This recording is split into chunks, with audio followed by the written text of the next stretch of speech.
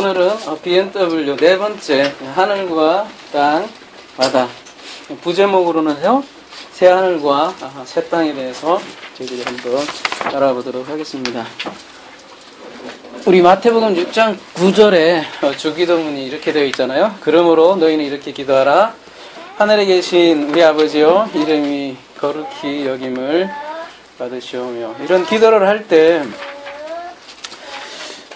매일 우리가 하는 사실은 기도잖아요. 근데 이런 주기도문을 하면서 과연 이렇게 하나님께서 하늘에 계시다고 하잖아요. 그럴 때 이 하늘을 어떻게 생각하냐 따라서 우리가 기도 내용이 전혀 달라질 수 있을 것 같아요. 여러분은 아버지가 어디에 계신 것 같아요? 그래서 오늘 말씀을 통해서 저희들이 그 답을 찾았으면 좋겠습니다. 예, 답은 하늘에 계세요. 근데 그 하늘이 어떤 하늘이냐 그런 것이죠.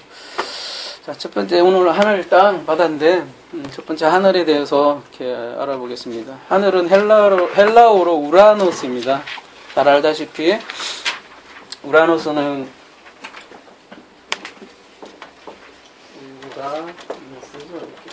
우라노스인데 잘 알다시피 복수로 되어 있어요. 그죠? 오늘 이제 슈퍼바이블도 새로 깔으셨는데 장로님 보셔도 되는데요. 하늘이란 단어가 어디 있을까요? 그거 보셔도 되겠다. 마태복음 6장 9절에 보면 복수로 되어 있을 거예요. 그죠? 한번 보세요. 계시 기념으로 한번 보세요.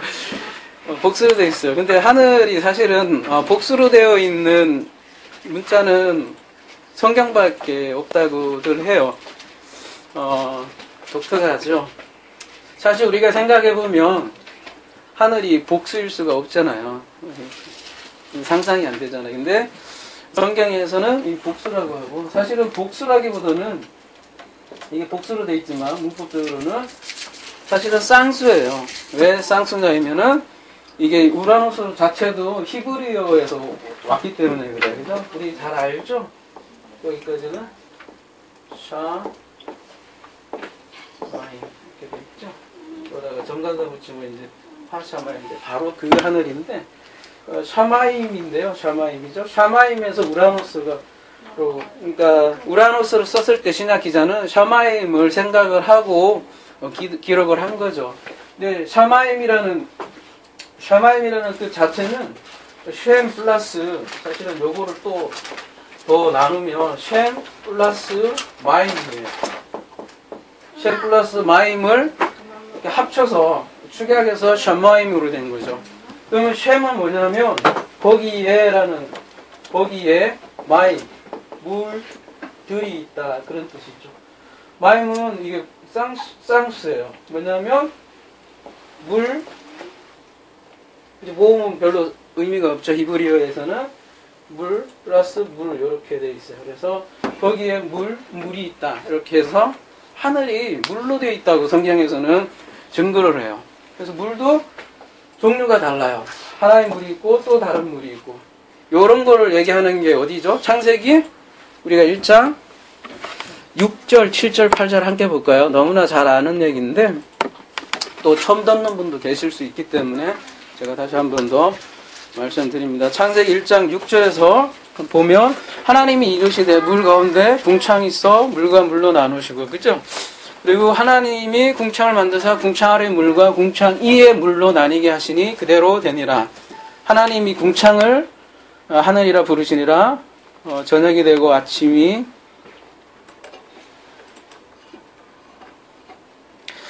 되니 이는 둘째 날이라 이렇게 되어 있죠. 그래서 창세기에는 윗물과 아랫물로 얘기를 하고 있어요. 그래서 하늘을 물로 분명히 설명하고 있잖아요. 근데 여러분 한번 생각을 잠깐만 해봅시다. 창조각으로 한번 이틀째 날이잖아요. 물이 하늘 위에 있어요. 그죠? 물이 이렇게. 그 다음에 또 밑에 물이 이렇게 있다 치면은 이 물이 어떻게 될까요? 여러분 우리 저 지구에서 가장 높은 산이 뭐예요? 에베레스트 산이 높이가 얼마죠? 8,848m. 예, 역시 산악인이라 예, 8,444인가 그래요. 근데 에베레스트 산만 가도 물이 어떻게 돼요? 우리 다 얼어버리잖아요. 그러니까 성경에서 말하는 대로 이렇게 우리가 이게 물리적인 물만 생각한다면 여기를 인물, 아랫물이라고 하고 여기 이제 궁창을하고 표현을 하잖아요. 우리가 이제 이거를 물리적인 하늘로 생각한다면 이거는 얼어버려서 얼어버려요. 그래서 이게 물로 존재할 수가 사실은 없어요. 근데 성경에서는 그러니까 이런 물리적인 물을 얘기하는 것이 아니라 언제 다음에 한번 더 자세하게 나누겠지만 물에 대해서는 언제 한번 다음 주제로 아마 다루겠지만 오늘은 다루지 않겠습니다. 근데 물은 간단히 얘기하면 성경에서는 항상 그 말씀으로 상징을 하죠. 그래서 위의 물은 위의 말씀이고 아랫물은 아랫 말씀 이런 식으로 성경에서 나누고 있는 거예요. 그래서 거기에 물들이 있다 이 얘기는 거기에 아랫물과 위의 물이 있다 그런 것이 성경에서 말하는 하늘이에요. 그러니까 창세기 1장의 아랫물은 바다라고 이제 표현을 하는데요. 그죠? 이제 우리가 알아들을 수 있는 우리의 용어로는 바다라고 얘기를 해요. 그래서 바다가 아랫 말씀이 되는 것이죠. 그리고 인물은 아랫물은 보이는 바다로 표현하는데 인물은 이제 더 이상 보이지 않는 물로 계속 표현을 하고 있어요. 그래서 보이는 물을 통해서 보이지 않는 물을 알라고 하는 것이에요. 오늘 아침에 그 설교란 내용이 같죠. 알토스를 통해서 하나님의 말씀을 알라고 하는 것이죠. 다 성경은 같은 맥락인 것 같아요. 근데 성경에서는 이 아래 것을 또 표적이라고도 하죠. 그죠? 예수님께서는 항상 그 기적을 일으키시고 표적을 일으키시는데 그 표적이 목표가 아니라 늘 위에 실체죠. 그죠? 실체가 중요한 거다. 그렇게 얘기하는 거잖아요. 오늘도 칠병이어 사건이잖아요. 칠병이어 사건 그 자체는 알토스는 표적인 거죠. 근데 그 알토스만 먹으면 표적과 기사를 따르는 그렇게 되면 너희는 죽는다라는 얘기죠. 이 표적을 따르는 것이 종교고요. 그죠? 그래서 대부분 종교에 취한 사람들은 이 표적을 엄청나게 구해요. 그래서 내가 뭔가 기적을 체험하기를 원하고 뭔가 기적적인 그리고 짜릿한 경험을 취하죠. 그런데 물론 그게 그런 경험도 소중해요. 그것도 하나님 아는 그 어떤 길이니까요. 그 저번 주에도 그 소설을 얘기를 했는데 그 연금수사라는 그 책에서도 그런 얘기가 나와요. 초심자의 행운이라는 얘기가 나와요. 그 연금수사에 보면 초심자의 행운이라는 게 나오고 이 초심자의 행운 여러분도 많이 하시잖아요. 초심자한테 이상하게 그때는 그죠? 기도도 잘 들어지고 이상한 일도 많이 일어나요. 진짜로. 근데 그렇게 해서 넘어오죠. 하나님 계시구나. 표적을 보는 거죠. 근데 초심자의 행운이 거치고 나면 그 다음에 뭐만 나오냐면은 이거 싹 거치고 뭐만 나와요? 그 연금수사에서는 그거를 고난이라고 표현하더라고요. 세상에 고난만 계속 오는 거예요. 그 다음부터는 별로 좋은 일도 안 일어나고 분명히 내가 이때는 신앙생활을 하면 좋은 일만 일어날 것 같은데 이 초심자의 행운이 지나가면 이 고난만 계속 나는 거죠. 사막으로 들어갈 뻔이죠. 그래서 어쨌든 그 아랫물은 표적으로 표현을 하고 윗물은 왜 실체 그렇게 표현을 할 수도 있겠어요. 그래서 보이는 말씀을 통해서 우리는 보이지 않는 하나님의 마음, 하나님의 실체를 우리가 알라고 하는 거예요. 성경은 이렇게 항상 이 주제로 가고 있는 것이에요. 그렇다고 아랫물이 소중하지 않느냐? 여러분 절대 아니죠. 그죠? 거기에 함몰되면 위험하지만 아랫물이 소중하죠. 우리가 먹는 것도 소중하죠. 그리고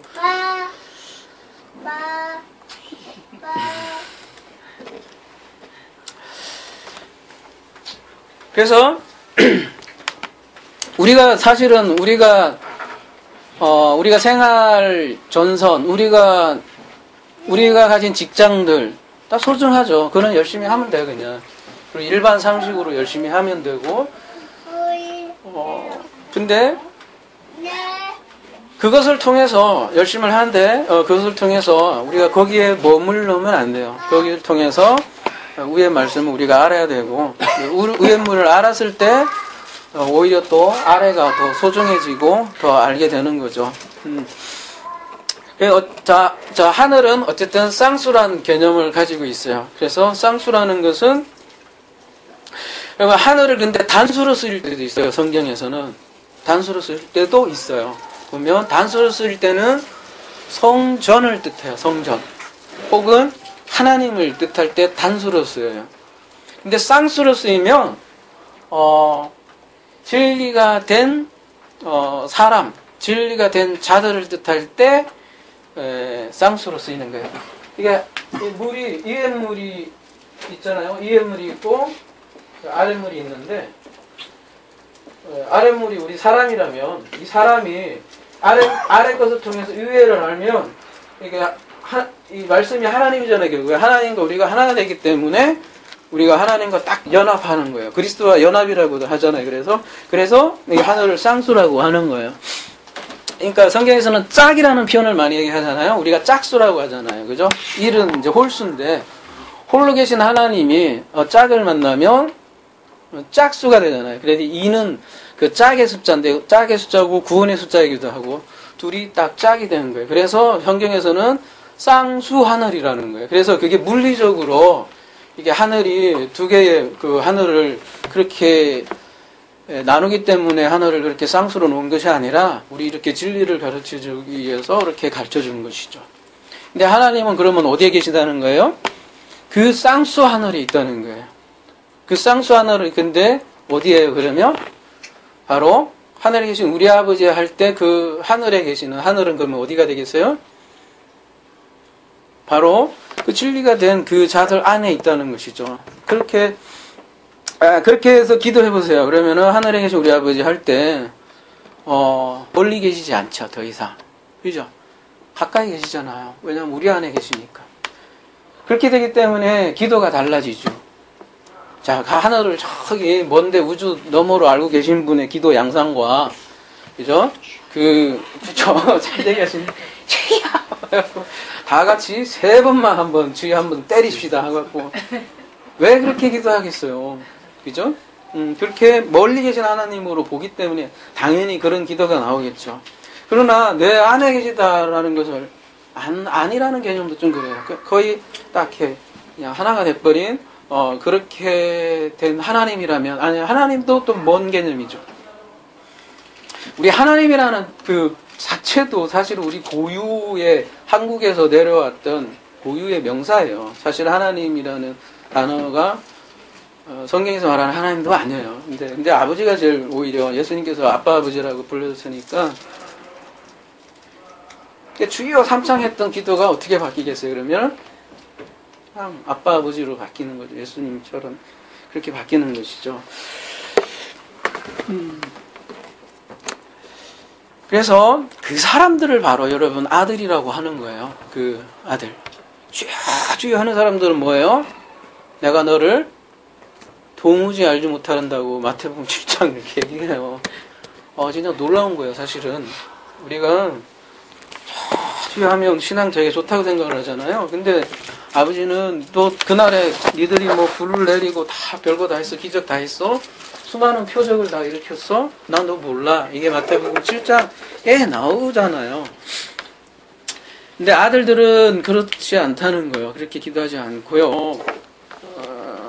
가까이 있으니까요. 이렇게 소리 질러서 기도할 이유도 없어요. 그 사람들을 아들들이라고 하는데요. 성경에서는 이 아들들의 이름을 줬어요. 요한계시록 19장 9절 한번 우리 한번 찾아봅시다. 요한계시록 19장 9절 함께 찾아봅시다. 누가 혹시 제일 먼저 찾으신 분이 한번 읽어봐 주세요.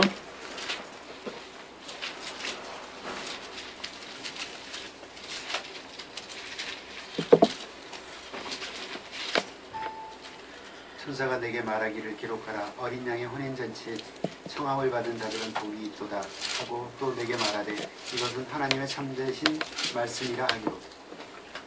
네. 장로님 오늘 그 새로 깔았으니까 그 원어로 한번 계시록 19장 9절을 한번 계시 기념을 한번 보세요. 보셨어요? 예. 찾았어요? 오, 빠르시네. 거기에 저 대신에 후토스라는 단어를 한번 찾아보세요.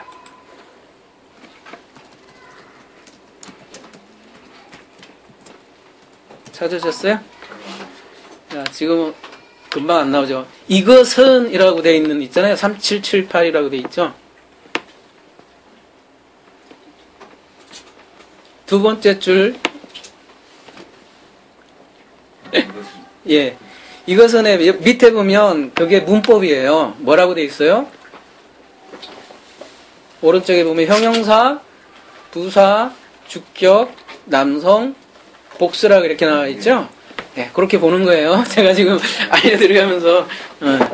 이게 중요해요. 그런 것들이. 하나하나가 문법이. 헬라어 같은 경우는, 주격, 이게 성이 뭐냐, 이게 격이 뭐냐, 이런 게 우리나라로 굉장히 뛰어나요. 우리나라 말은 일종의 그냥 거시기, 그 정도 느낌밖에 안 되는, 이게 굉장히 언어예요. 그리고 복수, 단수 개념이 굉장히 미약하고 그런데 하여튼, 지금 이것은 이라고 돼 있는데 후토스는 뭐라고 돼 있어요? 남성, 주격, 복수로 돼 있잖아요. 그러면 이것은인가요? 남성, 주격, 복수면요? 어떻게 번역을 해야 돼요, 그러면? 사람이잖아요. 남성격이니까. 그러면 어떻게 번역을 해야 되죠?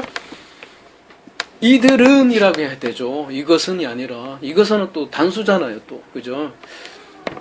자, 이것을 그래서 달리 다시 번역을 하면, 청함을 혼인잔치도 아마, 다음에 이제 주제가 있을 거예요. 근데, 혼인잔치에 청함을 받은 자들은 복이 있도다 하고 또 내게 말하되, 이들은 하나님의 참되신 말씀이라 하기로 이렇게 되어 있거든요. 그러니까, 이들은 하나님의 참되신 말씀이라 이렇게 얘기를 해요. 그러니까, 혼인잔치에 청함 받은 자들이 아들인데요. 이 아들의 이름들이 하나님의 참되신 말씀이라는 거예요. 여러분 흔히 생명책에 자신의 이름이 적혀 있다고 얘기를 하잖아요. 그죠? 그러면 생명책에 우리는 어떻게 생각을 해요? 딱 죽어서 갔어요. 큰 책이 펼쳐져 있고 그 생명책이야. 그래서 아까 이중예 정자도 얘기도 했지만 너는 생명책에 원래 기록되어 있었던 누구누구야? 너는 합격. 이렇게 생명책을 많이 생각하는데 그렇죠. 사실 그게 생명책이 아니라 생명책은 다름이 아니라 성경책이에요. 성경책 안에 자기의 이름을 찾는 자들이 자신의 이름을 찾는 자들이 아들이라는 거예요. 이 아들들은 성경책에서 자기의 이름을 발견을 한다는 거예요. 요한계시록 2장에 보면 그 이름을 알 자들만 안다고 그러잖아요. 알아야 될 거 아니에요. 그 이름이 뭐예요? 요한계시록 19장 9절에 의하면 말씀이에요. 우리도 말씀의 존재로 우리도 돌아가는 거예요. 그러니까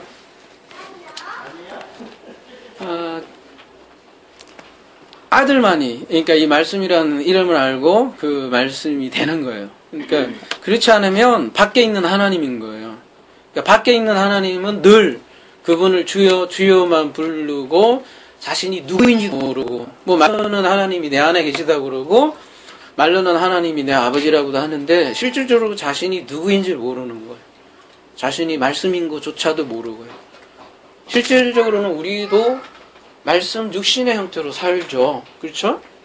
우리는 예수님만 말씀 육신이라고 생각을 하는데 그 요한복음 1장 14절에 보면 그렇게 돼 있어요. 남성이 여성으로 왔다고 그렇게 표현을 돼, 말씀 육신도 남성 여성으로 돼 있어요. 그러니까, 우리도 또한 그 교회가 말씀 육신이거든요. 우리도 육신 안에 말씀을 담고 있으니까요. 그게 지난주에 배웠던 마우르고요. 강론하고 우리가 하늘에 대해서 지금 나누고 있잖아요. 그죠? 그 하늘은 쌍수 하늘이란 말이에요. 왜 쌍수가 짝이 된 말씀들이 하늘들이라고요.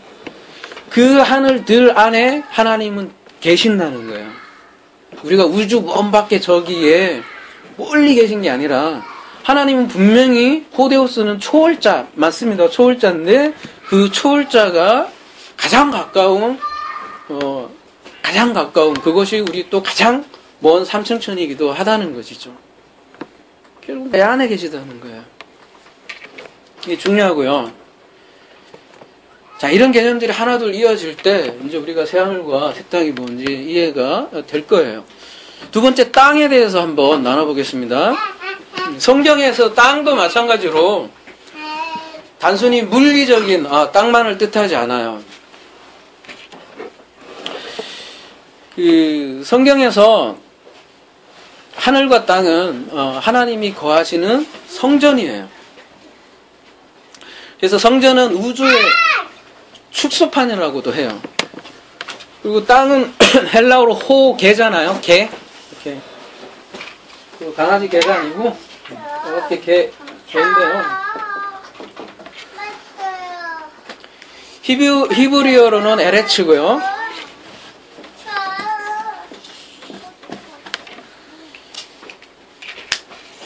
이게 언뜻 보면 그냥 우리가 밟고 있는 땅처럼 보이죠. 그렇죠? 근데 성경에서는 많은 경우 성전을 지칭하는 용법으로 사용된다는 거예요. 그래서 그러면 하늘도 성전으로 봐요. 성경에서는 땅도 성전으로 봐요. 그러면은 뭐가 다르다는 거겠죠? 하늘은 또 성전이에요. 땅도 성전이에요. 그러면 하늘은 하늘적 성전을 상징을 하고요. 땅은 땅적 성전을 뜻하는 거예요. 땅적 성전이라고 하면 다른 말로 율법을 뜻하기도 하는 거예요. 그래서 하샤마임, 아까 그것은 하늘적 성전이라고 한다면 이 땅적 성전은 이제 율법이라는 것이죠. 그래서 이 율법을 통해서 이 하늘적 성전을 알라는 거예요. 그래서 성전을 통해서 결국은 하늘과 땅이든 우리가 눈에 보이는 성전이든 이 성전을 통해서 결국은 하나님의 마음을 알라는 것이고 성전을 통해서 그 진리를 알라는 것이고요. 그리고 그 진리를 안 사람들을 성경에서는 요한계시록 19장 9절에서는 하나님의 말씀이라고 칭해 준다고요. 우리 자체가 뭐 훌륭하고 그런 훌륭한 육신이고 그래서 그런 것이 아니라 우리가 담고 있는 그 보배, 즉 그 예수 그리스도를 담고 있는 그 자체, 그 담고 있는 그 말씀 때문에 그런 존재로 불러준다는 것이죠. 뭐 대단한 존재라 그런 게 아니라고요. 우리가 그 말씀을 갖고 있지 않으면 그냥 아파른 거예요. 아무것도 아닌 존재인데 그 아무것도 아닌 존재에 그 말씀을 담고 있기 때문에 우리는 질그릇같이 깨어지기 쉬운 존재인데 그 질그릇 안에 보배가 담겨있기 때문에 위대한 존재가 되는 거죠. 그리고 땅은요, 지금 성전을 지칭한다고 했는데 더 좁혀서 이제 이스라엘을 또 많이 뜻해요. 성경에서는요. 그리고 특별히 이스라엘은 뭐예요? 언약 백성이잖아요. 그리고 삶을 뜻해요. 땅은. 그래서 창세기 1장 2절 한번 볼까요? 네, 여러분 너무나 잘 아시는 땅이 혼돈하고 공허하며 흑암이 깊음 위에 있고 하나님의 영은 수면 위에 운행하시니라. 여러분 온 우주는 성전이라고 그랬죠? 그리고 그 성전은 우주의 축소판이고 그리고 이 성전을 또 싹 몰아놓고 우주를 다 모아놓은 마이크로 코스모스가 누구예요? 사람이라고 그래요. 사람을 보면 우주를 볼 수 있다고 그러잖아요. 그죠? 우리가 마이크로 코스모스예요. 그래서 사람이 사실은 성전이고요. 사람이 우주예요, 여러분. 다 세 가지가 통합되는 거예요. 우주, 성전, 사람. 이게 성경에서는 함께 맞물려서 가요. 이 개념이 상당히 중요해요. 나중에 계시록 풀 때도 이 세 가지를 총체적으로 보지 못하면 반드시 세대주의나 혹은 반드시 영예로만 가게 돼 있어요. 우리는 이 세 가지를 통째로 잡고 있어야 된다고요. 뭐뭐요? 우주, 성전, 사람이 모두 성전이라고. 그 이해를 해야만이 우리는 한 곳에 빠지는, 항상 이상한 쪽으로 빠지는 게 항상 그래요. 딱 두 가지 부류예요. 한쪽은 문자만 치우쳐서 그냥 그 세대주의로, 그 다음에 기존 신학적으로 그런 그냥 문자만 보는 사람들, 떡을 아까 알토스로만 보게 되고, 또 하나는 너무 이쪽만 강조하는 거야. 이거 뭐라고 하죠? 그 하늘만, 그러니까 이 지구는 그냥 없어져. 그냥 전혀 무가치하니까 이 땅에서는 그냥 이건 관심도 갖지 말고 그냥 쓰레기 같은 거야. 그러니까 이거는 그렇게 되면 뭘로 가냐면 염세주의로 가거든요, 여러분. 그리고 또 아까 이중예정도 했지만 다 지옥 갈 사람, 천국 갈 사람 미리 다 해냈어. 우리 뭐 할 거 뭐 있어? 이렇게 하면 이 땅에서는 그냥 아무렇게나 살도 되는 거예요. 그렇게 되면 이 땅은 아무렇게나 무의미하게 되는 거잖아요. 그래서 이런 모든 거를 성경에서는 근데 그렇지 않아요. 땅을 굉장히 존중을 해요. 그리고 더 보면 알겠지만 땅 안 없어져요, 여러분. 절대로 파괴돼서 하나님이 다시 세우는 거 아니라고요. 근데 그거 막 폭파해갖고 다시 이제 새하늘과 새 땅을 하겠지만 그 의미 아니란 말이에요. 지금 미리 말씀을 드려서 그런데 왜 이런 얘기를 했냐면 왜 이 얘기 어디서 얘기 났냐면 우주, 사람, 성전 이게 하나로 물려 있다고요. 그래서 사람을 잘 알면 우주를 알 수 있고요. 우주를 잘 알면 사람을 알 수 있어요. 그리고 성전, 성막을 잘 연구하면요, 여러분 우리 자신을 알 수 있고요. 우리 자신을 잘 들여다보면 누구를 알 수 있어요? 결국은요. 하나님이요. 결국은 우리를 지은 목적이 하나님 알라고 아는 거지. 우리 보고 여기서 자존감 세우고 그런 얘기 많이 하잖아요. 그거 챙기라는 게 아니라 우리 자신을 잘 들여다보면 그게 하나님의 형상이 들어가 있고 그 하나님 형상 속에서 우리는 하나님을 보라고 되어 있고 그 하나님을 봤을 때 하나님께로 우리가 돌아가고 그 하나님과 하나 된다는 것이죠. 창세기 1장 2절 용어도 그래요. 땅이 혼돈하고 공허하며 이럴 때 피지컬 그냥 얼스만 생각을 하면 우주가 이제 이렇게 생각하잖아요. 우주가 막 뒤엉켜 있고 카오스인데 그죠? 카오스 신도 있잖아요. 그리스 로마 신화에 이제 공허한데 여기에 막 어떤 질서가 잡혀서 우주가 생겼다 이렇게 해석을 하게 되잖아요. 물론 수백 번 양보해서 그렇다 칩시다. 그렇지만 아까도 봤듯이 얼어버려요. 그죠? 그리고 빛도 그래요. 앞에 첫째 날 빛이 있고 넷째 날 또 빛이 있어요. 그렇죠? 두 번째, 세 번째 식물이 셋째 날에 자라요. 근데 이미 태양은 넷째 날에 샀잖아요. 이게 조금 과학적으로는 좀 힘들어요. 그래서 오히려 과학적이라는 것보다는 우리의 그 메시지를 준다는 거죠. 성전과 우리 사람이라는 그 메시지를 오히려 더 준다는 거예요. 자, 이 땅이 혼돈하여 공허하며 이 용어가 예레미야 한번 볼까요? 예레미야 어디서부터 볼까요? 좀 앞뒤부터 문맥을 다 보기 위해서 아마 예레미야 4장 19절에 보면 예레미야 4장 19절에서 28절까지 한번 봅시다. 조금 길긴 한데요.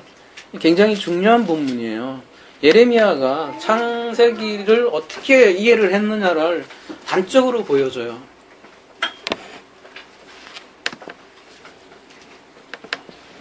예레미야 4장 19절 슬프고 아프다. 내 마음속이 아프고 내 마음이 답답하여 잠잠할 수 없으니 이는 나의 심령이 나팔소리와 전쟁의 경보를 들음이로다.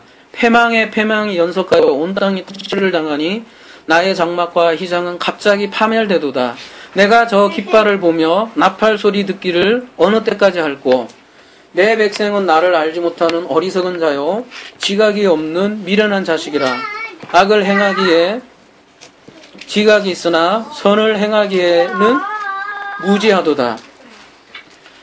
예레미야 4장 23절에요. 보라 내가 땅을 본즉 혼돈하고 공허하며 하늘에는 빛이 없으며 뭐라고 되어 있어요? 땅은 혼돈하고 공허하며 이렇게 되어 있어요. 아까 그 창세기 1장 2절을 용어하고 똑같죠? 혼돈하고 공허하며 내가 산들을 본즉 다 진동하며 작은 산들도 요동하며 내가 본즉 사람이 없으며 공중의 새가 다 날아갔으며 보라 내가 본즉 좋은 땅이 황무지가 되었으며 그 모든 성읍이 여호와의 앞 그의 맹렬한 진노 앞에 무너졌으니 여호와께서 이와 같이 말씀하시기를 이 온 땅이 황폐해질 것이나 내가 진멸하지는 않아야 할 것이며 이로 말미암아 땅이 슬퍼하며 위 하늘이 어두울 것이니라. 내가 이 말하였으며 작정하였고 후회하지 아니하였은즉 또한 거기서 돌이키지 아니하리라 하셨음이로다. 이 예레미야가 지금 뭐를 슬퍼하는 거예요?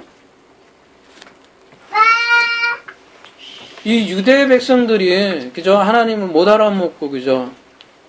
그 유대 민족의 멸망에 대해서 지금 아파하고 괴로워하고 그런 장면이거든요. 지금 예레미야는 땅을 유대 백성하고 지금 동일시하고 있어요. 이처럼 다른 구절 많은데 시간상 방론하고요. 이 땅은 그래서 언약 백성을 상징하는 메타포로 굉장히 많이 사용된다는 거예요. 그다음에 세 번째 바다 한번 볼까요? 바다는 우리가 많이 다뤘던 것 같은데 어둠, 뭐 세상, 이방인 등을 상징을 하거든요. 사무엘하 22장 4절 5절 한번 볼까요? 사무엘하 22장 4절 5절 빨리 아마 찾으신 분이 한번 이거는 짧으니까 한번 읽어봐 주실래요?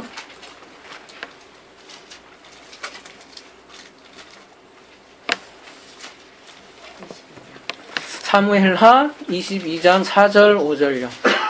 내가 찬송 받으실 여호와께 아뢰리니 내 원수들에게서 구원을 받으리로다. 사망의 물결이 나를 애우고 불의 창수가 나를 두렵게 하였으며. 네, 지금 사망의 물결이 나를 애우고 불의 창수가 나를 두렵게 하였도다. 이런 표현이 나오죠. 이 사망의 물결이 이 바다로 표현이 되죠. 시편 65편 7편에 보면 이렇게 나와요. 바다의 설렘과 물결의 흔들림과 만민의 소욕까지 진정하나이다. 땅끝에 사는 자가 주의 징조를 두려워하나이다. 주께서 아침 되는 것과 저녁 되는 것을 즐거워하시며.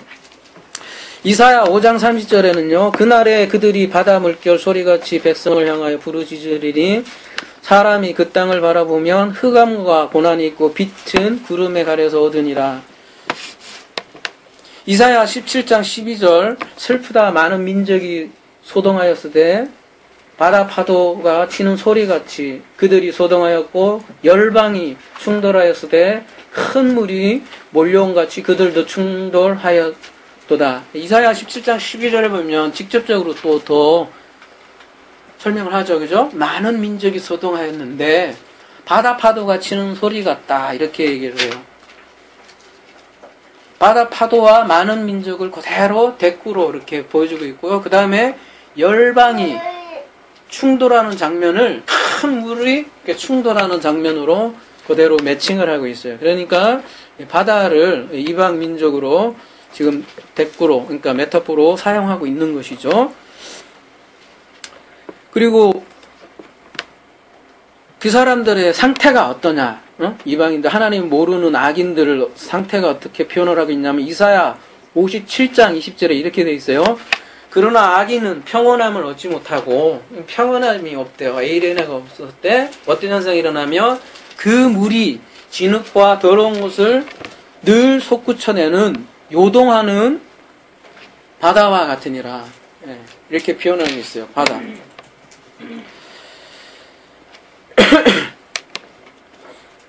예레미야 6장 23절 보면요. 그들은 활과 창을 잡았고 잔인하여 사랑이 없으며 그 목소리는 바다처럼 표하는 소리라.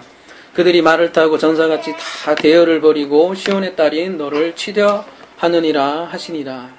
이방 대적들을 이 바다로 표현을 하고 있어요. 창세기 22장 17절. 이건 유명한 구절이니까 한번 볼까요? 창세기 22장 17절.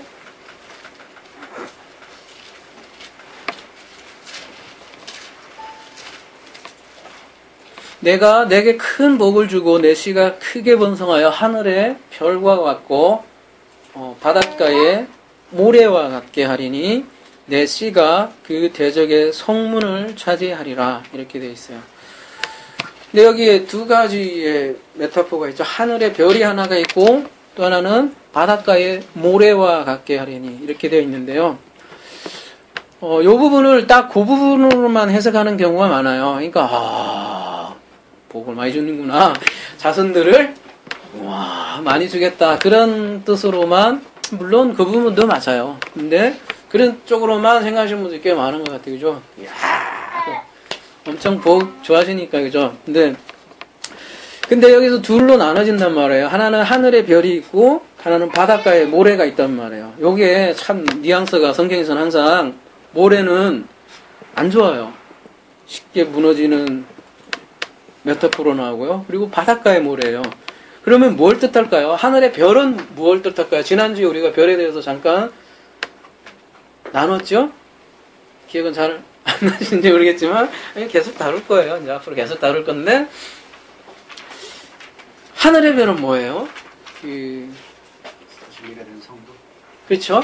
그래서 다니엘서 12장 3절처럼 이렇게 진리를 우리가 가르쳐 주는 자를 우리가 별로 표현을 했잖아요. 그죠? 그거를 성전에서는 등잔대, 그죠? 한 달란트를 가진 자로 표현을 하잖아요. 그죠? 근데 나중에 이제 성경에서 나중에 이제 달란트 비유 나오잖아요. 그 한 달란트가 좋은 거예요. 나쁜 게 아니라고요. 근데 그 한 달란트를 숨긴다고요. 어쨌든 그 별은 금잔대를 표시를 하고 그 아브라함이 그 별로 상징이 되잖아요. 너 이렇게 별처럼 되게 해줄게. 이렇게를 얘기를 했는데 아브라함은 와 나의 자손이 많아지는구나. 이렇게 생각하는 게 우리 인간이라고요. 근데 여기서 하늘의 별은 그러니까 언약의 자손을 얘기하는 거고요. 그러니까 이삭의 씨를 얘기하는 거잖아요. 창세기 21장 12절에도 그런 얘기가 나오고요. 로마서 9장 7절에도 그렇게 나와요. 이삭의 씨라야 네 자손이지 않느냐 이렇게 하는 거죠. 그 바닷가의 모래는 뭐겠어요 그러면?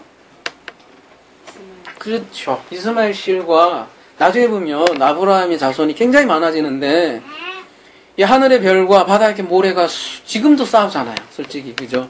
그 자손이 지금도 싸우고 있다고요. 그래서 두 자손이 지금 나올 거를 22장 17절에서는 예언을 하고 있는 장면이죠. 그래서 여기에서도 보면 바닷가의 모래, 바다는 그다지 좋지 않은 메타포로 사용하고 있는 것이죠. 여러분 계시록 한번 볼까요? 13장 1절 볼까요? 계시록 13장 1절. 계시록의 13장에는요. 유명한 짐승장이죠. 그죠? 두 짐승이 나와요. 13장 1절에는 어디에서 올라오는 짐승이죠? 바다에서. 예, 내가 보니 바다에서 한 짐승이 나오는데 뿔이 열이요 머리가 7이라 그 뿔에는 열왕이 있는데 그 머리들에는 신성모독하는 이름들이 있더라 이렇게 돼 있어요. 그죠? 자, 다른 건 다 각서라고요. 바다에서 한 짐승이 나온대요. 그리고 13장 11절에 한번 볼까요? 13장 11절. 또 두 번째 이제 짐승이 나오는데요. 또 다른 짐승이 어디에서 올라와요? 땅에서 올라와요. 근데 이 땅에서 올라오는 짐승은 어때요? 어린 양과 같이 두 뿔이 있고 용처럼 말을 하더라 이렇게 되어 있죠. 그래서 바다에 나오는 짐승은 열이고 그죠? 뿔이 열이에요. 머리가 7이에요.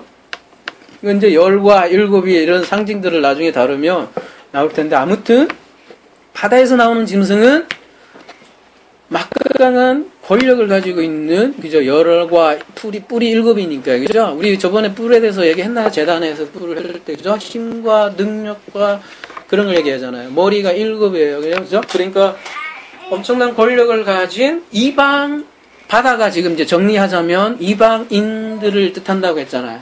근데 이방에서 짐승이 나와요. 그렇다면 우리가 다시 1세기로 보자고요. 우리 계시록은 항상 1세기로 먼저 봐야 돼요. 우리 입장으로 보면 절대 안 된다고요. 1세기로 돌아가서 그 당시 막강한 권력을 가진 이방인은 어디예요? 그렇죠. 로마밖에 없죠. 그죠? 너무 쉽죠? 쉽죠?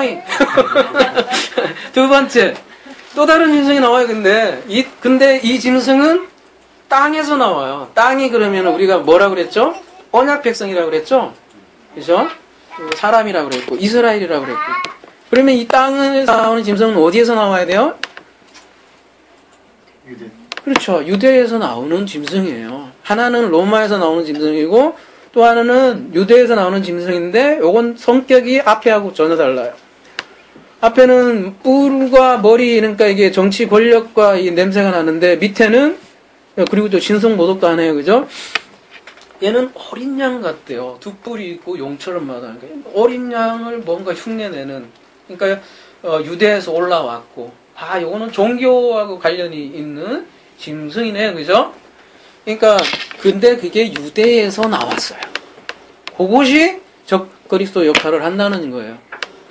유대주의자들이에요. 그러니까 복음으로 선포하지 않는, 그리고 실질적으로 여러분 그 요한계시록에서 가장 그 당시, 그러니까 사도행전, 요한계시록이요 거의 사도행전 내용하고 거의 비슷해요.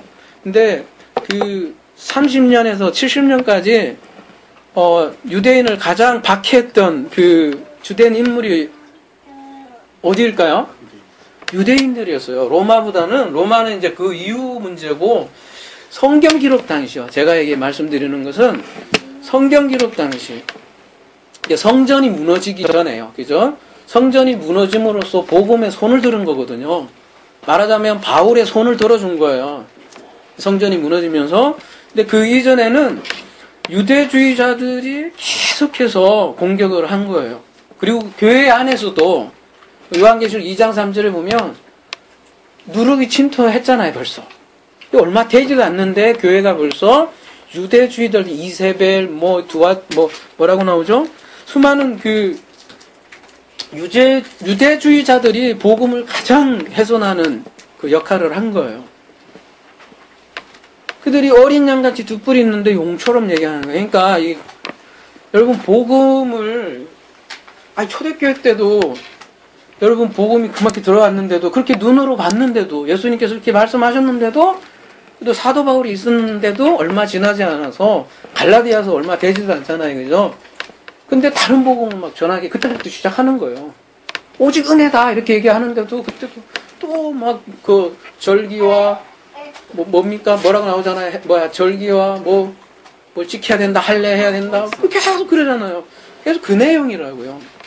이 땅에서 올라오는 짐승들이 바로 그런 일을 하는 짐승들을 얘기하는 거지, 지금처럼 와서 이렇게 막 바코드 달아라 그런 거 아니거든요. 진짜 무서운 사람들은 교회 안에 있다고요. 내 자신일 수 있고요. 언제 그거는 다음에 다루기로 하고요. 그래서 우리가 하늘, 땅, 지금 바다를 나누는데 그런 측면에서 그냥 간략하게 한번 보자는 것이죠.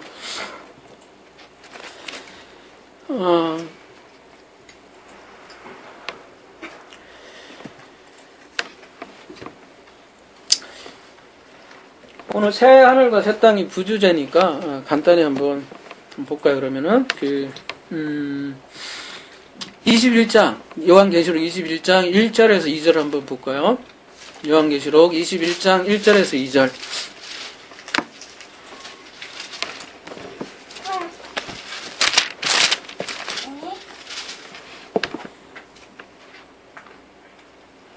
또 내가 새 하늘과 새 땅을 보니 처음 하늘과 처음 땅이 없어졌고 바다도 다시 있지 않더라. 또 내가 보매 거룩한 성 예루살렘이 하나님께로부터 하늘에서 내려오니 그 준비한 것이 신부가 남편을 위하여 단장한 것 같더라. 그리고 3절 이후에는 계속해서 그 예루살렘 성에 대해서 이렇게 쭉 설명을 하는데요. 여러분 가만히 보세요. 가만히 보면 그 새 하늘과 새 땅과 새 예루살렘을 동일시하지 않아요, 여러분? 내용상 한번 요한계시록 21장을 가만히 보세요. 1절, 2절이 같은 내용이고 그 다음부터는 계속 예루살렘에 대해서 설명을 한다고요. 그렇게 보이지 않나요? 새 예루살렘 땅과 새 예루살렘이 다른 내용으로 보입니까?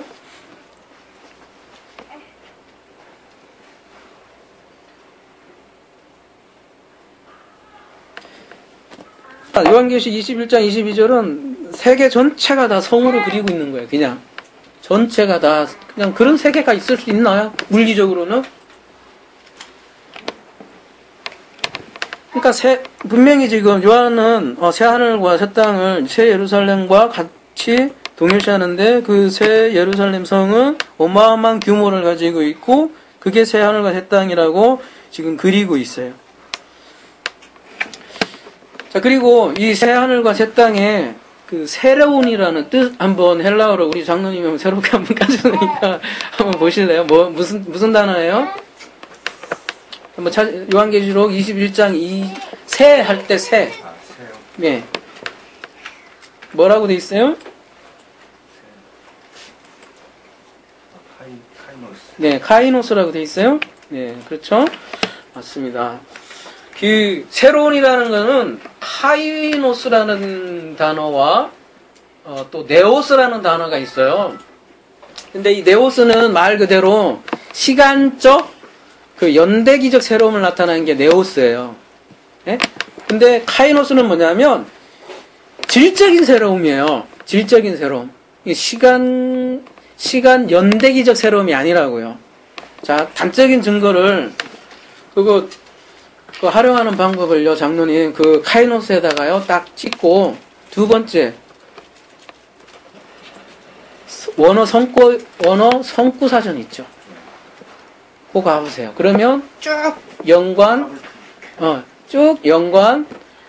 말씀들이 쫙 나와요. 야, 오늘 장로님은 수지 맞으셨네. 단독 과외를 받으시는데, 네, 그렇게 해서 활용을 하는 거예요. 거기에 보면, 카이노스에다가 찍고, 더블 클릭하면 원어 성구 사전에 들어가 보세요. 그러면 저기 고린도 후서 5장 17절 나오죠.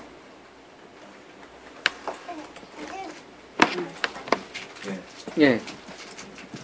한번 읽어 주실래요? 기념으로. 성경 구절 그런지 누구든지 그리스도 안에 있으면 새로운 피조물이다.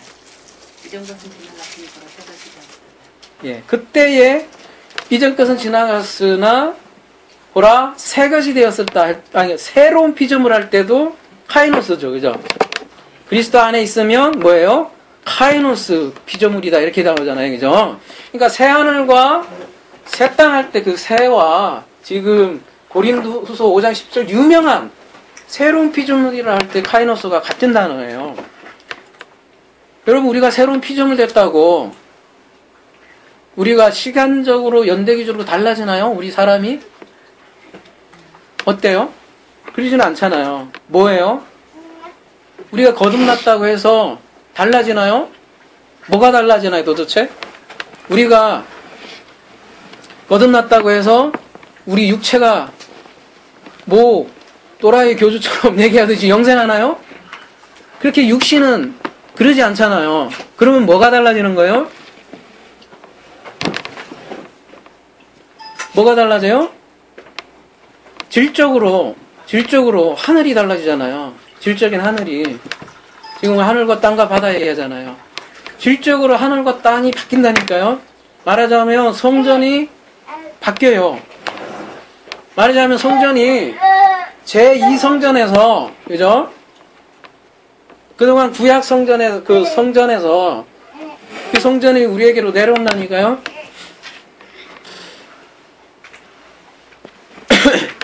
그러니까 새하늘과 새 땅은 역사 끝에 있을 시간적인 새로운 하늘과 땅이 아니라고요. 새하늘과 새 땅은 지금 물론 요한 시대에는 이거는 아주 얘기하려면 아주 긴데 요한 시대는 미래 사건이었어요. 예루살렘 성전이 무너지기 전이었거든요. 얘기하려면 참 길지만 요한계시록 기록 연대에 대한 수많은 논쟁들이 있어요. 요한계시록이 언제 쓰였냐? 근데 내용 기록상 분명히 요한계시록은 그 성전에 관한 내용들을 갖고 있기 때문에 성전이 무너진다는 내용을 기록하고 있거든요. 그 성전 무너지는 장면이 요한계시록 17장, 18장에 나오고 그와 대비되는 지금 21장, 22절은 이 17장하고 18절 한번 보세요. 완전히 둘이 전혀 반대되는 양상을 딱 대비해 놓은 거라고요. 무슨 얘기냐면 구약과 신약을 비교해 놓은 거고요. 옛 성전과 새 성전을 딱 비교해 놓은 게 요한계시록이라고요. 쉽게 얘기해서 요한계시록은 성전에서 시작해서 성전으로 끝나요. 혹은 언약에서 시작해서 언약으로 끝나요. 사실 창세기도 1장을 성전으로 우리 볼 수 있다고 제가 옛날에 한번 작년 9월달인가 강의 온 것 같은데 언제 한번 다시 한번 더 제 강의를 해야 될지 모르겠는데 창세기조차도 사실은 성전을 얘기하는 거예요. 그러니까 성경이 어떻게 보면 성전에서 시작해서 성전으로 끝나는 게 성경이죠. 베드로후서 3장 7절 제 얘기가 맞는지 안 맞는지 한번 다시 한 번 더 봅시다. 여러분이 굉장히 궁금해하는 이 베드로의 막 물줄이 뜨겁게 이거 있잖아요. 한번 찾아보죠. 베드로후서 3장 7절.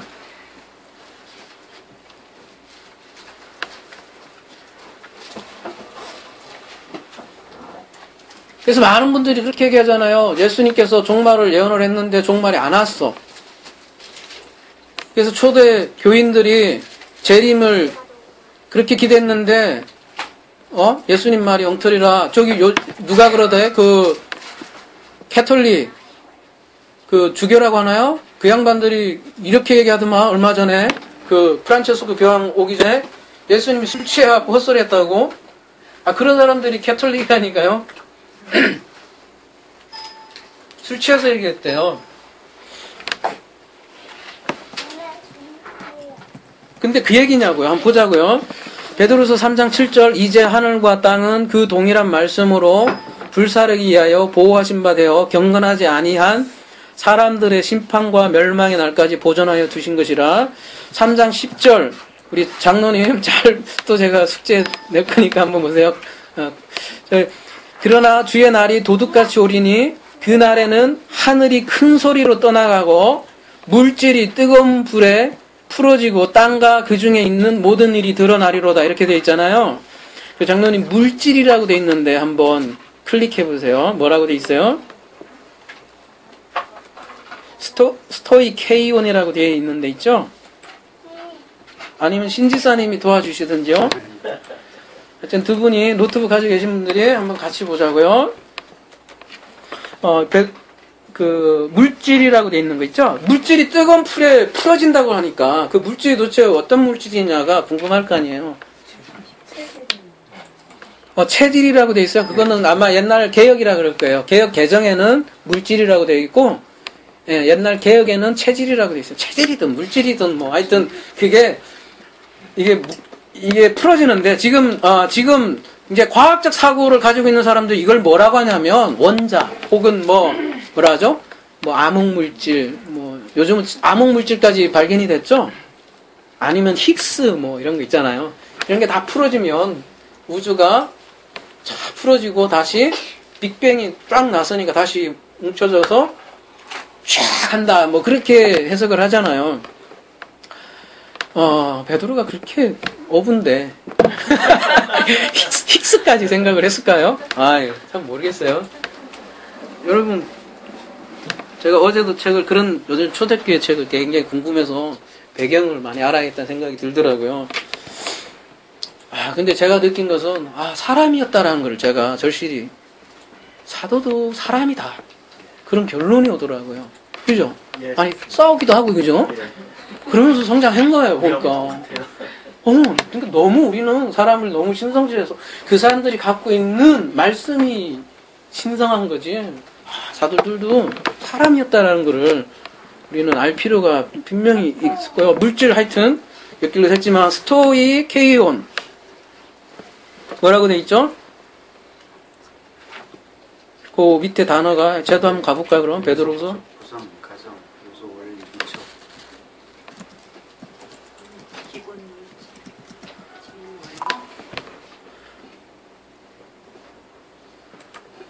그렇게 하면 좀 감이 잘 안 오죠. 그러니까 그냥 연관 구절 한번 들어가 봅시다. 원어 성구사전 들어가서 더 들어가 봅시다.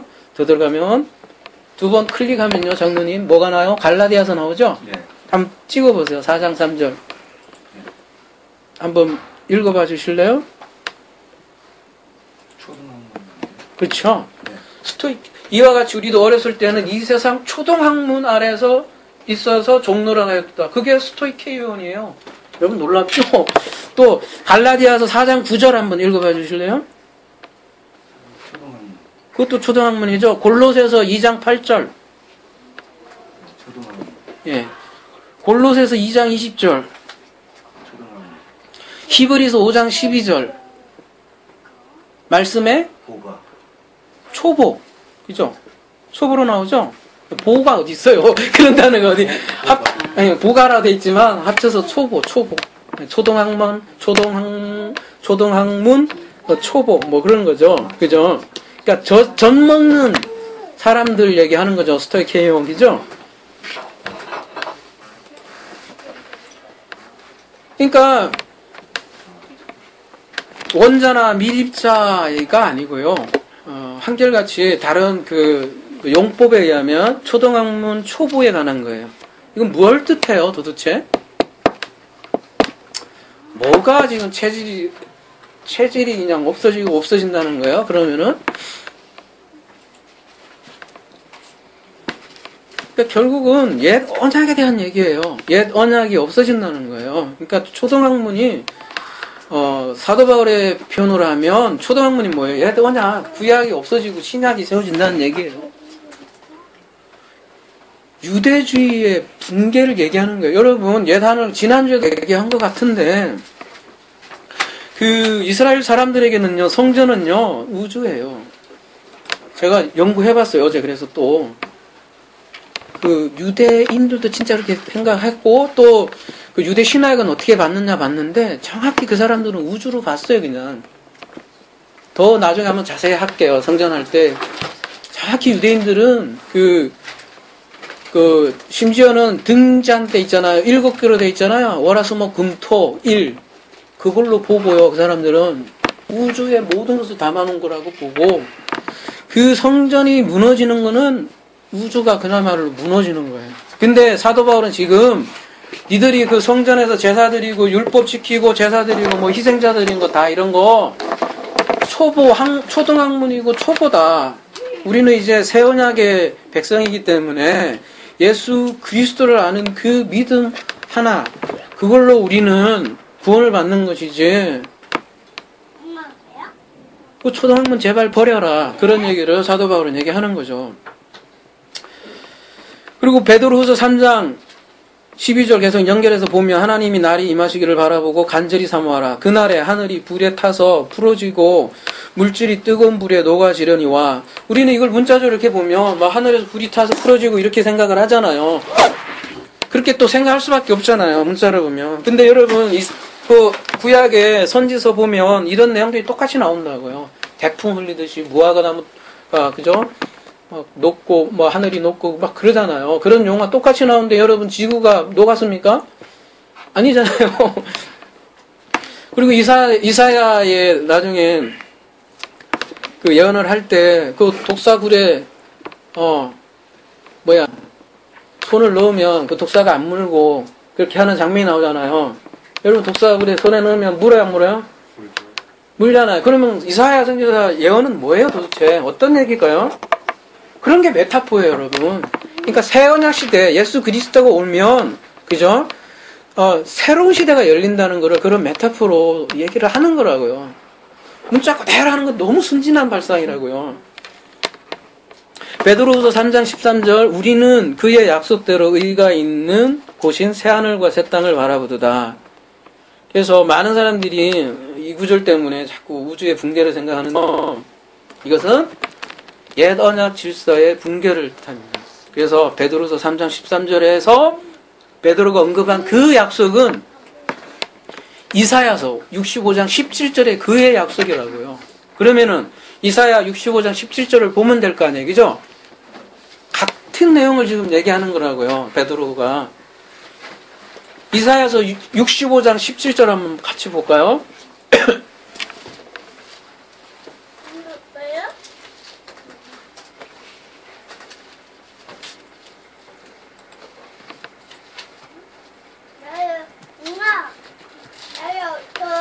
누가 낭낭하게 한번 17절부터 좀 긴데요. 제일 목소리 좋으신 분이 25절까지 한번 촥 한번 읽어보세요. 얼마나 좋아요. 새하늘과 새 땅이잖아요. 시작. 자신들이 없으신가 보네. 예? 우리 한번 해보세요. 그러면 예. 보라 내가 새하늘과 새 땅을 창조하나니 이전 것은 기억되거나 마음에 생각나지 아니할 것이라. 너희는 내가 창조하는 것으로 말미암아 영원히 기뻐하며 즐거워할지니라. 보라 내가 예루살렘을 즐거운 성으로 창조하며 그 백성을 기쁨으로 삼고 내가 예루살렘을 즐거워하며 나의 백성을 기뻐하리니 우는 소리와 부르짖는 소리가 그 가운데서 다시는 들리지 아니할 것이며 거기는 날수가 많지 못하여 죽는 어린이와 수완이 차지 못한 노인이 다시는 없을 것이라. 곧 100세에 죽는 자를 젊은이라 하겠고 100세가 못되어 죽는 자는 저주받은 자이리라.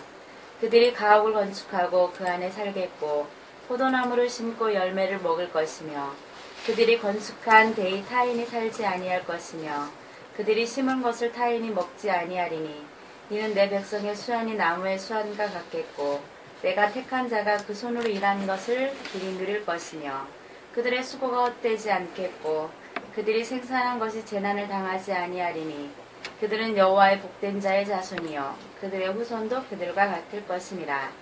그들이 부르기 전에 내가 응답하겠고 그들의 말을 마치기 전에 내가 들을 것이며 이리와 어린 양이 함께 먹을 것이며 사자가 소처럼 즙을 먹을 것이며 뱀은 흙을 양식으로 삼을 것이니 나의 성산에서는 해함도 없겠고 상함도 없으리라. 여호와께서 말씀하시니라.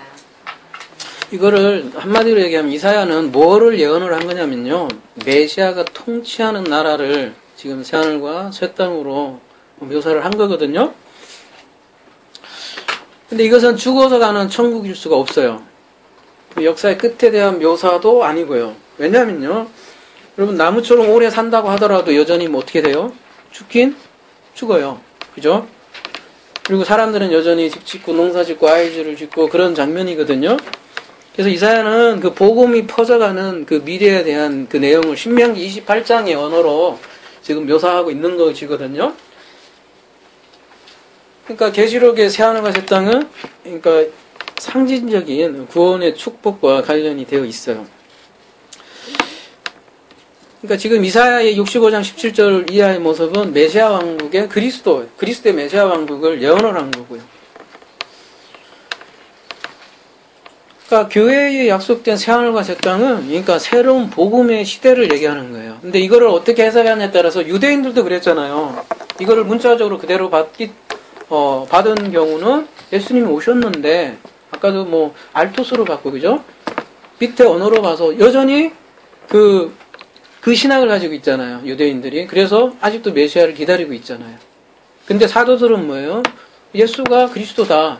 이렇게 했고 그거는 왔다. 니들 옛 하늘과 옛 땅은 무너졌다. 이렇게 선포한 것이 그들의 복음의 내용이었어요. 그리고 그것을 확정해 준 게 뭐냐면 AD 70년에 로마가 그 돌 하나 없이 무너뜨린 사건이 옛 하늘과 옛 땅이 무너진 사건이에요. 그러니까 생각보다 여러분 그 예루살렘 성전 사건은 거대한 사건이고요. 가만히 다시 사복음서를 다시 읽어보세요. 그러면 분량이 어마어마하게 많아요. 종말 강을 다시 한번 읽어보세요. 그러면 부활 얘기보다 성전 얘기가 더 많아요. 굉장히 많아요. 근데 우리는 이걸 굉장히 사실 의외로 무시해요. 예루살렘 성전에 대한 그 부분, 비율. 그렇기 때문에 뭐라고 할까요? 계시록도 이게 잘 안 풀리는 것 같고 계속 미래에 올 얘기만 되는 것 같고 그렇게 되는 것이죠. 이런 부분은 아마 계속 더 나눌 것 같은데요. 우리 이사야 34장 4절 한번 함께 볼까요? 이사야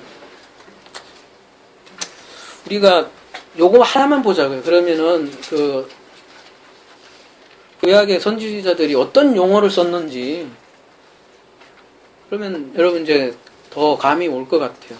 이사야 34장 4절. 하늘의 만상이 사라지고 하늘들이 두루마리같이 말리되 그 만상의 쇠잔함이 포도나무 잎이 마름 같고 무화과나무 잎이 마름 같으니라. 예, 여러분 이 내용 보면 그죠? 하늘이 만상이 사라지고 하늘들이 두루마치 같이 말리니까 어떻게 되는 것 같아요? 야, 지구 끝장난다 이렇게 느낌이 오잖아요. 근데 이 문맥을 보자고요. 34장이 어떤 문맥이에요? 큰 문맥을 보세요. 그러면 뭐예요?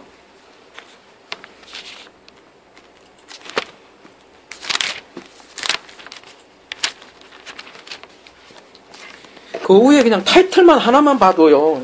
저기 여러분 개혁개정 이런데 위에 파란 글씨로 타이틀 있지 않아요? 뭐라고 돼 있어요? 여호와께서 원수들을 벌하시리라 돼 있죠. 그 다음에 36장 아수르가 예루살렘을 협박하다 이렇게 타이틀이 있잖아요. 이 타이틀만 봐도 여호와께서 뭐라고 해요? 원수들을 벌하시리라. 이 내용을 이런 언어로 그냥 기술을 한 거예요. 이걸 묵시 언어라고 하는 거예요. 구체적으로 에돔 국가 있죠? 에돔의 멸망을 예언한 거라고요. 그러니까 국가의 멸망을, 아까 바다죠. 바다의 멸망을, 국가의 멸망을 이런 언어로 사용을 한다는 것이죠. 더더구나요. 이사야 66장 22절 볼까요? 이사야 66장 22절요.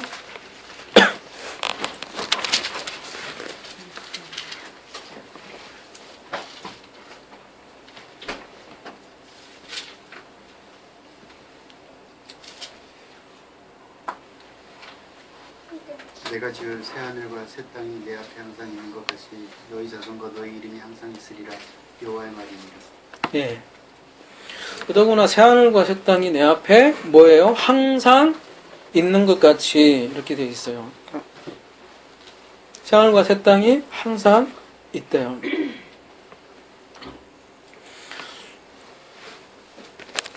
그러니까 지구 붕괴, 우주 붕괴를 그렇게 너무 갈망할 필요가 없어요. 그리고 또 설마 그렇다고 치더라도 큰 문제 없어요. 문제는 어떤 상태라는 게 중요한 것이죠. 그렇죠? 그 무너지고 더 좋은 거 주신다면 얼마나 좋아요. 그러니까 본질은 그게 아니라고요. 그리고 성경에서는 그렇게 얘기하고 있지도 않고요. 자, 정리합시다. 옛 하늘과 옛 땅은 옛 성전이에요. 다른 말로 율법이고요. 다른 말로 예수고요.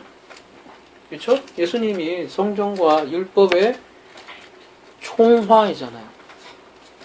예수님이 성전과 율법의 심볼이잖아요. 그리고 새하늘과 새 땅은 다른 말로 그리스도이고요. 바로 그 그리스도 안에 in Christ, 구약의 용어로는 베레시트 안에 예루살렘이 세워지는 것이죠. 그러니까 새 예루살렘은 그리스도를 머리로 둔 성전, 즉 베레시트이죠.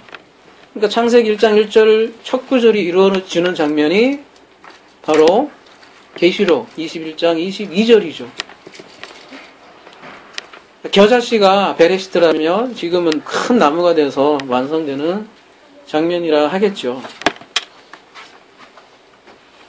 그래서 요한계시록 21장 1절로 다시 돌아가 보면요. 요한계시록 21장 1절 다시 돌아가 보면요.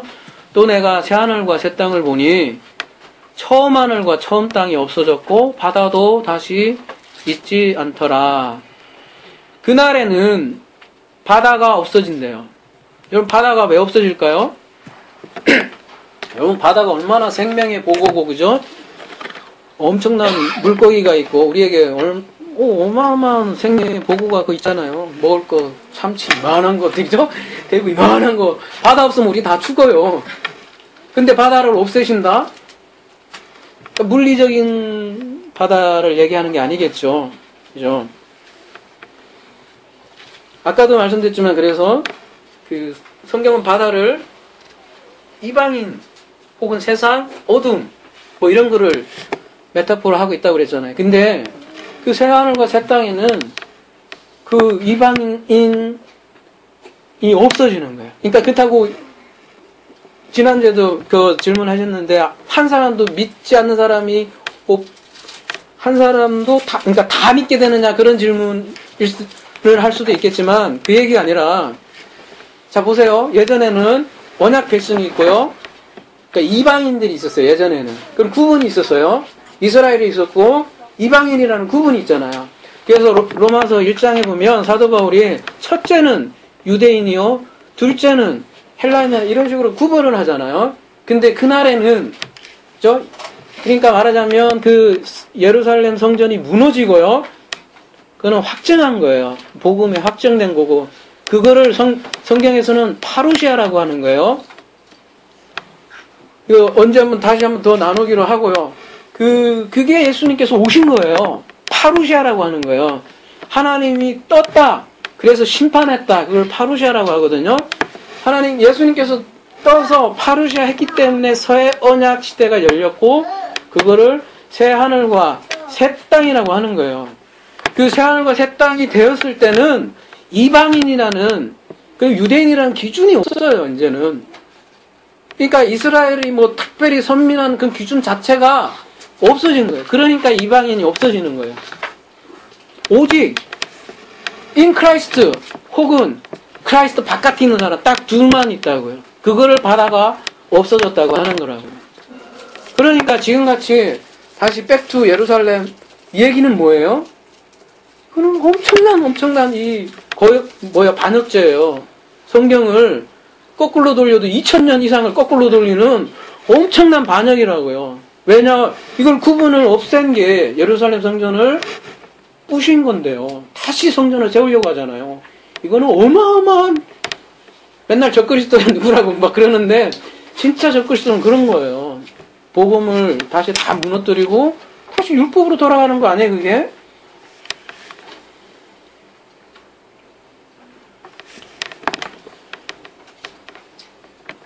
그래서 다시 정리하자면 현재 하늘은 우리 하늘과 땅을 공간적으로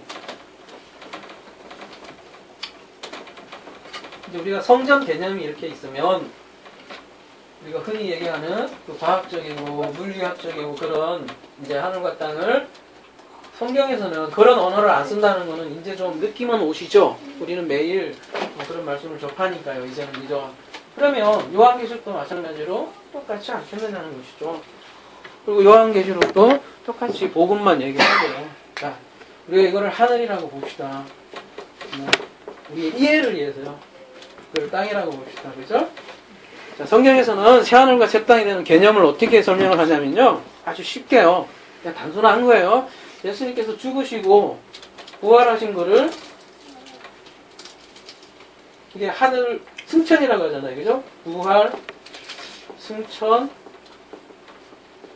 하면 여기가 새 하늘이 됐다고 하는 거고요. 그리스도로, 그죠? 이 땅에 오순절, 그죠? 이때 이제 오순절이고, 이거는 초실절이고요. 그죠? 오순절에 성령께서 그리스도 영으로 오신 거를 새 땅이라고 그래요. 그래서 하늘과 땅이 이게 옛 하늘과 옛 땅이라고 합시다. 그죠? 새 하늘과 새 땅이 된 거고, 이거를 오순절 때는 여러분 확신이 안 서잖아요. 그때 몇 명이요? 120명이었나요? 그리고 불 같다고 하지만 사람이 볼 수 없는 형태란 말이에요. 확정이 안 됐어요. 이거를 빈디케이션이라고 하는데요. 이거를 프라이빗 빈디케이션이라고 그래요. 뭐냐고 하면은 제자들에게만 확정해 준 거예요. 오순절은. 네?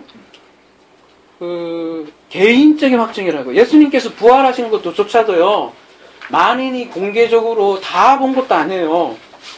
일부 사람들에게 혜택한 특별한 혜택이고, 그래서 그걸 프라이빗 빈디케이션이라고 하는데요. 오순절도 마찬가지예요. 오순절도 그렇게 큰 역사가 있었지만 그럼에도 불구하고 만인이 볼 수 있었던 것은 아니라고요. 근데 언제가 결정적이냐면요, 여러분. 예루살렘 성전은요. 예? 예수님이 죽고 부활하신 거, 저기 요세푸스에 조금 그 기록 별로 돼 있지도 않아요. 근데 이 AD 70년에 그 성전 무너진 거는 이건 역사의 기록이 정확하고요. 모든 사람에게 이 공증이 된 거예요. 그래서 이거를 퍼블릭 인디케이션이라고 그래요. 그러니까 확증하는 거라고, 여러분. 확증. 언약이 완전히 예수님께서 예언을 하셨잖아요. 이때 야 성전 무너질 거다. 응? 그리고 내가 니들을 새로운 성전으로 그렇게 갇혔을 거 아니에요. 그럴 때 어떻게 생각했겠어요? 아이고 예수님 참 우리가 이거 짓는데 46년 걸렸고요. 아이고 우리가 어떤 민족인데요. 우리 유대 신학에 의하면요. 시온 신학이라고 하거든요. 그거를 never 무너지지 않아요. 아이고 이 제자들도 속으로 아이고 아무리 그래도 그거 무너지겠어요. 그렇게 생각하지 않았겠어요, 여러분? 유대 신학이 시온 신학이에요. 절대 무너지지 않는. 근데 무너지잖아요. 그러니까 엄청난 사건이에요, 생각보다. 그래서 이때 완전히 새하늘과 새 땅 맞구나. 이거를 이제 확실히 아는 거죠. 이제 진짜로 그 성소가 중앙 성전이었잖아요. 이스라엘 민족에서는 전부 다 이리 와야 되잖아요. 여기 와서 그 양들을 잡고 소를 잡고 그죠? 피가 흐르고 그래야 되잖아요. 근데 이거 다 없어지고 이거는 그 사람들의 생활의 전체였는데 이게 다 없어지고 지금은 어때요? 만방으로 그죠? 만방으로 그냥 성전이 쫙 흩어지잖아요. 우리 하나하나가 성전이 되는 사건이니까. 우리들은 이게 쉬운 개념이죠. 그 당시 개념 얼마나 이 생각을 해보세요. 혁명적이고. 우리 뭐 11조 하나 또 새벽 예배 몇 개 안 한다고 이단이라고 하잖아요. 요거 조금 안 해도 이 혁명적인 발상인데요. 생각해보세요. 이런 어마어마한 성전 중심 신학에서 우리가 다 성전이다 이러면 어마어마한 거라고요. 그게 바다가 사라졌다고 그러는 거예요. 바다가. 이방인 영역이 아예 없어진 거예요.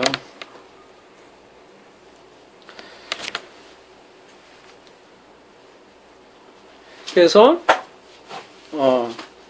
메타포로 리어야단이라고 하잖아요. 리어야단이 통치하는 영역, 이방인 영역이 없어졌다는 것이죠. 그래서 바다가 없어졌다는 것은 또 완성 성전을 얘기하는 거예요. 완성 성전. 아까도 말씀드렸지만 성전은 세 가지가 있다고 그랬잖아요. 우주, 그 다음에 지금 말 그대로 성전, 사람. 그 세 개가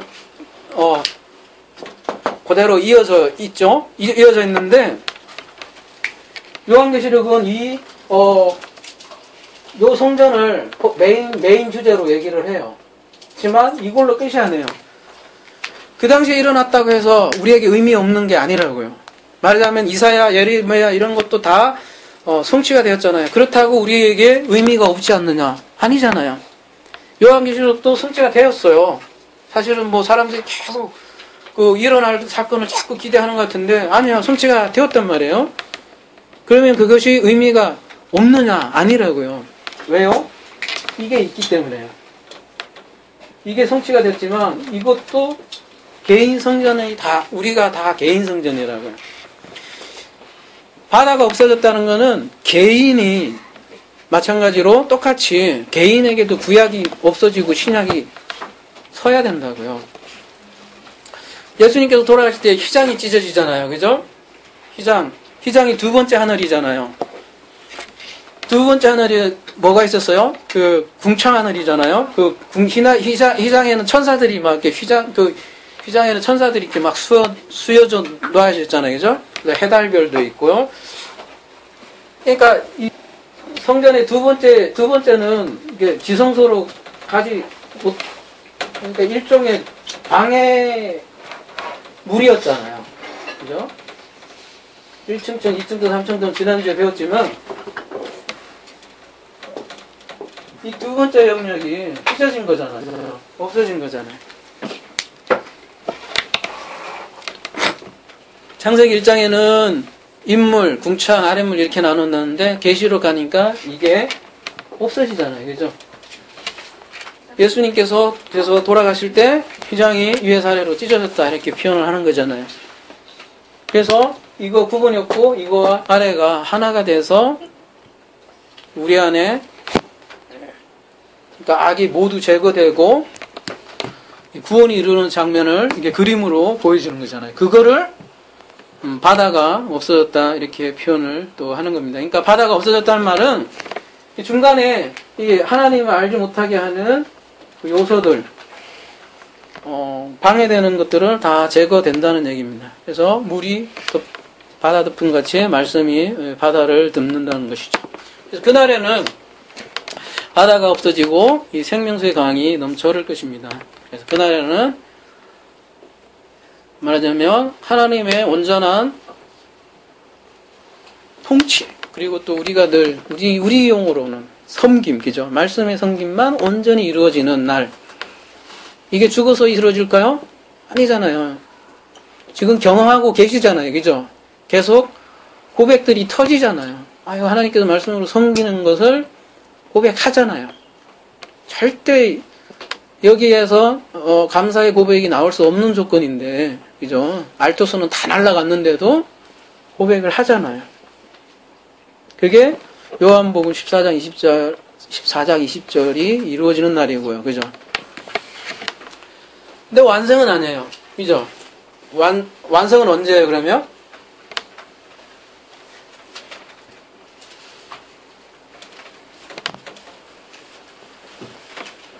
완성은 우리가 육신의 장막을 벗는 날이에요. 분명히 우린 지금 경험을 해요. 그렇지만 완벽하진 않아요.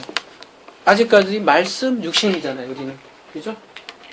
육신이 있고, 이게 말씀이 있잖아요. 이게 좀 그러네. 우리는 육신 말씀이잖아요. 같이 있잖아요. 그래서 완벽하지 않고, 그래서 우리는 계속 기다려야 돼요. 요한이 얘기했던 것처럼 주님이 오실 날을 기다려야 되는 것이죠. 그 당시는 예루살렘 파괴로 오셨겠지만 지금 우리에게는 개인으로 오셔야겠죠. 그게 언제예요?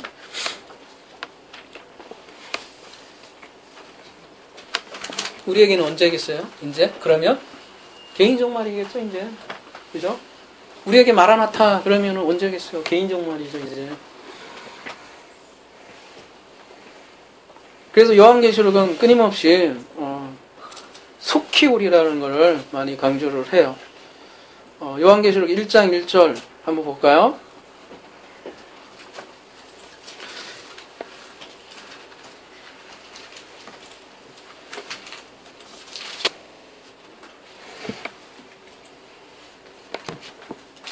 예수 그리스도의 계시라. 이는 하나님이 그에게 주사 반드시 속히 일어날 일들을 그 종들에게 보이시려고 그의 천사를 그 종 요한에게 보내어 알게 하신 것이라.